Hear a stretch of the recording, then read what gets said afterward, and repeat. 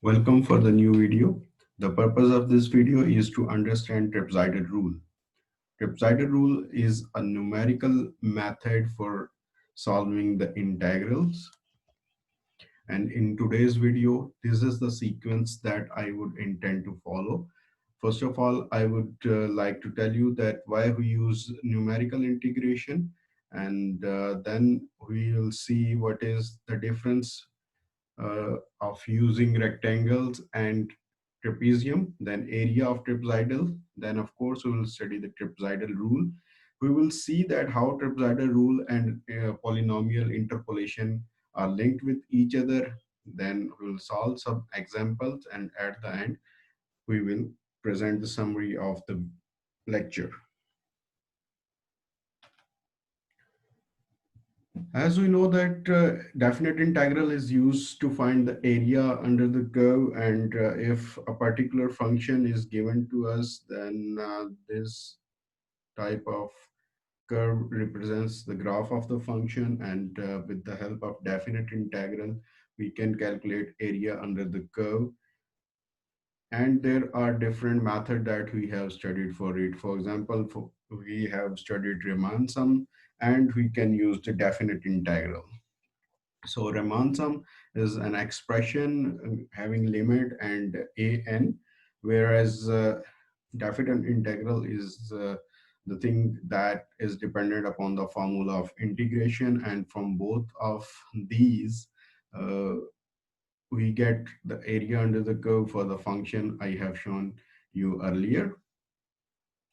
So what is an or what is ai in Riemann sum? Ai in Riemann sum is the area of the rectangular region. So there might be different rectangles, and we know that area of any rectangle is the height of that rectangle into width of that rectangle. Means ai is equal to f of ci delta x. We can discuss this ci, but before that I'm going to tell you why we use numerical integration. If in the expression of calculating the area under the curve, if limit is not possible or function is very complicated to take the integral, then we can shift towards the numerical integration. In that case, we have studied the Riemann sum that we can divide the interval AB into the equal partition, equispace partition, and then we can sum up the area of each rectangle to get the area under the curve, where C might be the any point in the particular interval.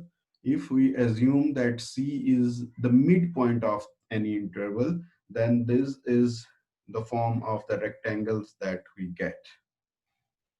So what happened if we use if we use trapezoidum or this kind of a shape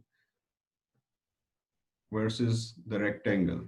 So we know that in case of rectangle, we can calculate the area with the length into width formula.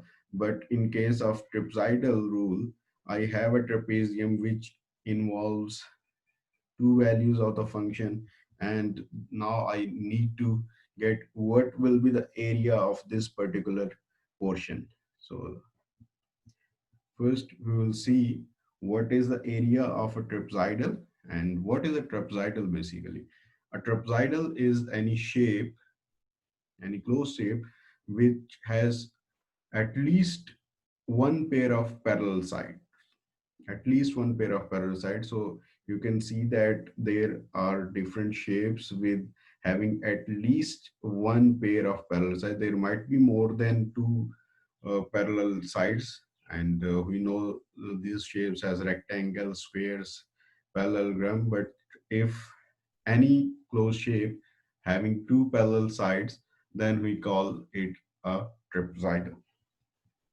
So about the area of the trapezoidal, we have the formula that sum of the lengths of parallel sides, sum of the lengths of parallel side, here A and B are the parallel sides, into the distance between parallel sides.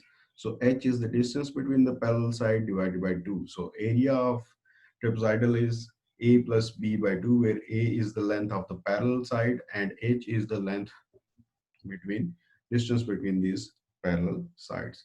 So if different shapes, different trapezium are given to us, then we can calculate their area using the formula given over here. So in case of this first A shape, there are two sides which are parallel to each other with length 9 centimeter and 15 centimeter, and the distance between these parallel sides is 8.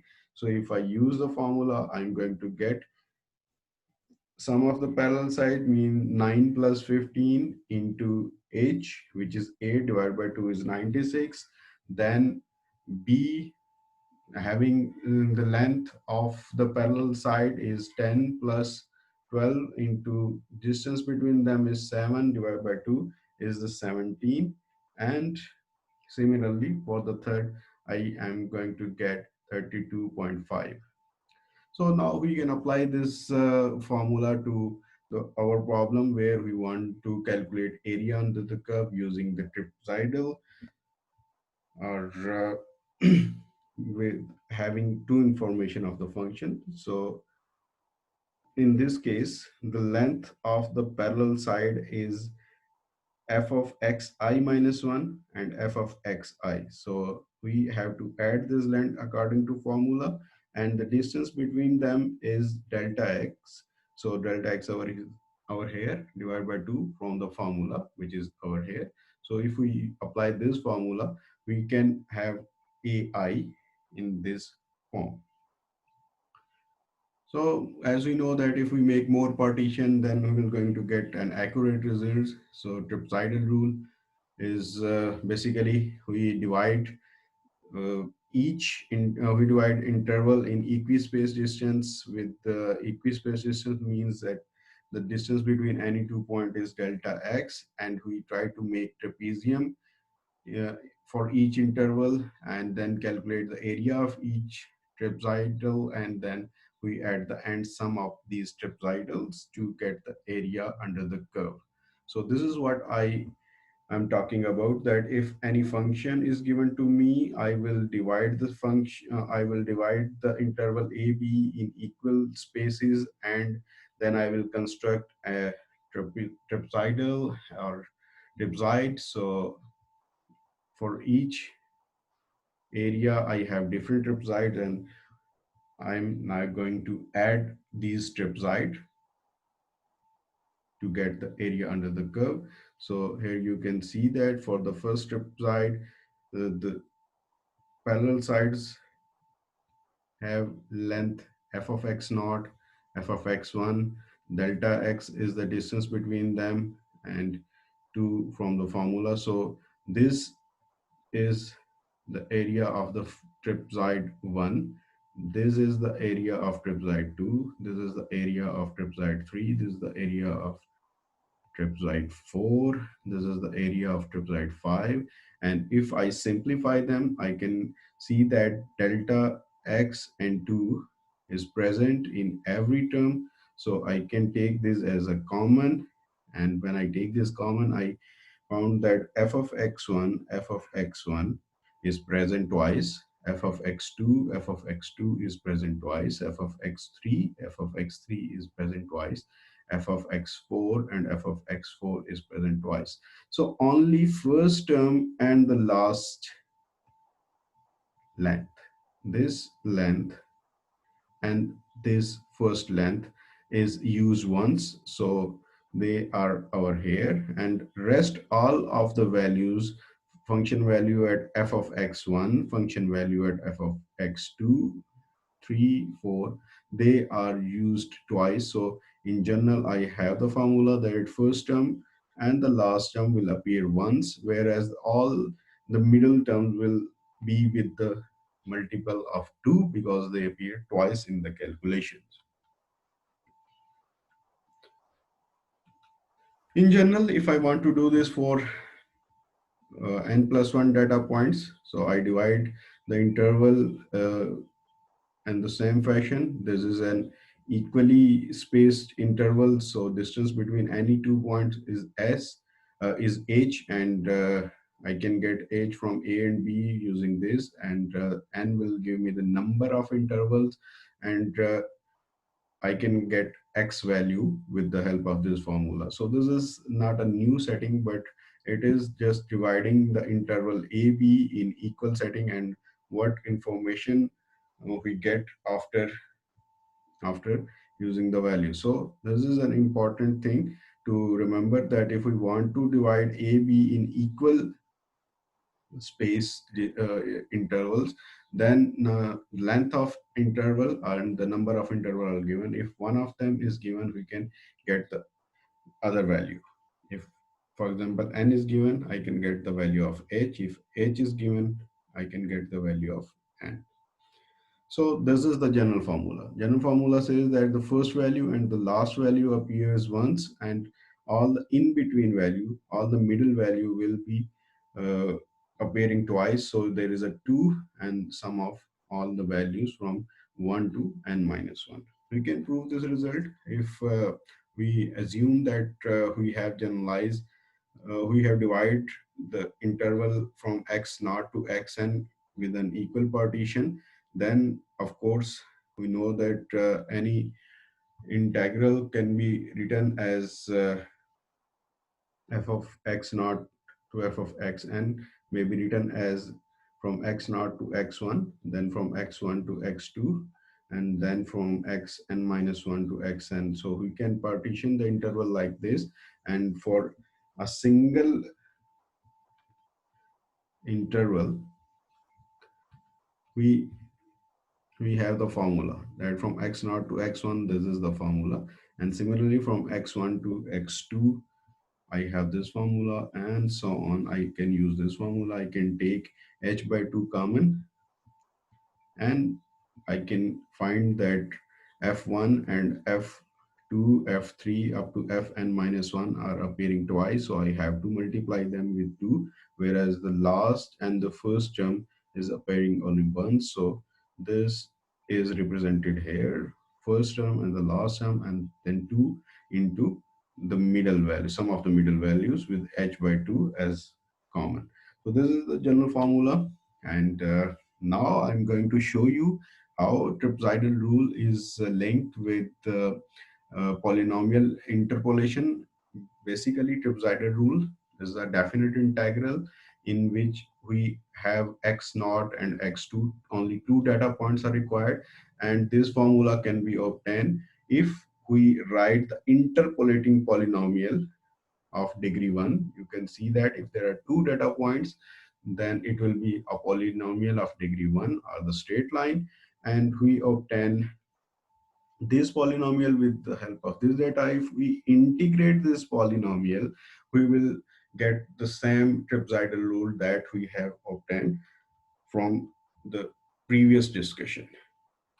So we have studied different methods to get this P1, the Lagrange method, Newton divided difference method, and Newton's forward difference method for equally spaced data. So we use this method, we use this formula in as P1. So after doing some simplification, we can arrive at the same result that we have obtained. So because data is equally spaced, so I can write, the important thing is to convert the variable from x to s.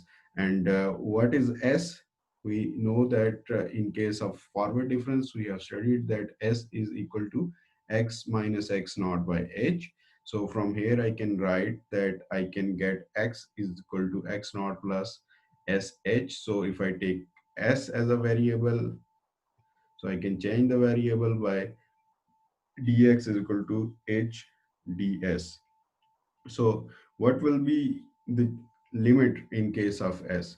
So when x is equal to x naught, from here I can see that if x is equal to x naught, s will be 0. So when x is equal to x naught, s will be 0. When x is equal to x1, if I put x1 over here, I can see that I have to put s is equal to 1 because data is equally spaced. So I have the limit that I can use for x naught I can use 0 value, and for x1 I can use 1 value of s. So this thing is a constant with respect to s, also h is a constant with respect to s. So only s is present over here. So I now use the integral formula. So integral of a constant is s. So it is s over here. Integral of s is s square by 2. So it is over here. Now I can use the upper limit and lower limit in s to get this form, and from here I can use the forward difference notation and I can reach at the same formula. So our problem is not to get the formula, our problem is just to uh, think that write a, we can drive the formula from another way and we can link what we have studied. So this is the formula for the trapezoidal rule, and we can solve some examples on the trapezoidal rule. For example, if the function is given to you and you are asked to find the area using the trapezoidal rule, what you need to do, first of all, you will write the formula, and the formula says that h by 2 into first value, last value, and then sum of the middle values multiplied by 2. H is given to be 1. So when h is given to me, I can calculate n. N is 3. So I can replace n over here. So after replacing n and value of h, I have to solve this thing. And what is f of naught? What is f of 3? What is f of 1, 2? We can get it from the values of x naught, x1, and x2. So how can I get the values of x naught, x1, and x2? I know that xi is equal to x naught plus ih. So for I is equal to 0, from where the integration starts. So for I is equal to 0, I'm going to get a value 0 because I have h, h equal to 1 and x naught equal to 0. So x naught is equal to 0, x1 is equal to 1, x2 is equal to 2, and x2 is equal to 3. So all these things are represented here, and I can get this form if I put all these value in the integral. And what is the value of f1? F1 means value at x equal to 0. So if I put x equal to 0, I'm going to get 1. What is the value of f3? It means that if I put this 3 over here, I'm going to get value 10, and similarly I can calculate the rest of the values to get the answer 12.5. It is not like that if f is 3 I have to put x equal to 3 always. So you can see in this is the comparison basically, that if we increase the value of n, how graphically we see that there is a less error in our calculation. Now I'm going to solve another example where n is given to me, and I will see that f naught or x naught, what are the values of x naught, x1, x2, how can I obtain these values? So the function given to me is x square here. So this one is a typo. You have to consider only x square.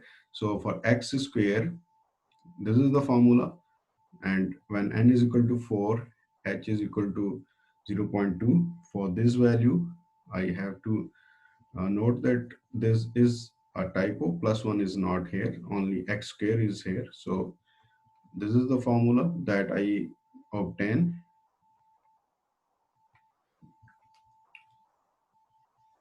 just by using the value of n and h. So far I have not used the value of the function. I have used the value of n and h to get this formula. Now I will calculate first of all xi's, and xi's will be obtained x naught plus ih, or xi is equal to 0 0.5, because x naught is equal to 0 and h is equal to 0 0.5. You can see h is over here. So xi is 0 0.5 I. So I varies from 0 to 1, 2, 3, and 4. So there will be four i's. You can see that I should start from 0 to n. So xi will be 0, 0 0.25, 1.25, 1.0, 1.5, and 2.0. So you can see that 0, 0.5, 1, 1.5, and 2. So f of f of I, which is x square I, given over here. So once again, note that this plus one is an error, this is a typo, so you must ignore it. So f of I is equal to x square I. So what is the square of 0? It is 0. What is square of 0 0.25? 0 0.5, it is 0 0.25. Square of 1 is 1. Square of 1.5 is 2.5, and 2 is 4. So I will use these values in my calculation. H is 0 0.5, 2 from the formula, f of 0, f of 4, first value and last value, and the middle value will be multiplied by 2. So f of 0 is 0, f of 4 is 4, f of 1 is 2.5, f of 2 is equal to 1, f of 3 is equal to 2.25. So simplifying this, I'm going to get 11.4, 11 by 4 as an answer. You can practice this to some examples, some problems over here, and try to grab this formula. And now I'm going to end with the summary that initially, if we use Riemann sum, we are using only one information, that is on f of ci, but in trapezoidal rule we use two information from the function, and the formula is given over here for the area. And trapezoidal rule is basically involving 2 points, and those 2 points may be used to drive the general formula that first value and the last value appears only once. Middle values, sum of the middle values is multiplied by 2 to get the answer. If you have any question or queries, you can email me. Thank you for watching.